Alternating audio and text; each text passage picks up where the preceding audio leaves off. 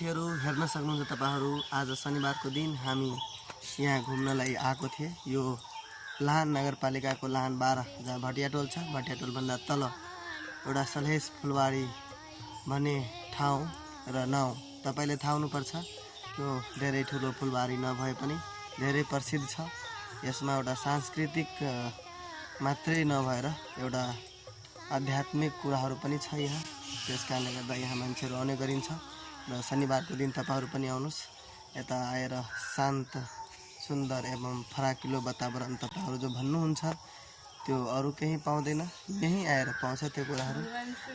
त्यसकारणले गर्दा तपाईहरु पनि यहाँ आउनुस्। एकदम हेर्नुस्, यहाँ आउँदाखेरि कोही कतै नभएको कारणले गर्दा म तपाईहरुलाई यो भिडियो हेराउन चाहे कि तपाईहरु पनि आउनु होला, ताकि हामी अर्को शनिबार आउँदाखेरि तपाईहरुलाई हेर्न चाहन्छु। यहाँ धेरै जना भयो भने हाम्रो यो सलेश बाबा पनि खुश रहनेछ। धेरै जनालाई हेरे पछाडि, नभए बेचारा जंगलमा एक्लै एक्लै बसेर बोरिङ भइहाल्छ। त्यसकारणले गर्दा तपाईहरु पनि आउनु होला है कहिलेकाहीँ साथीहरु।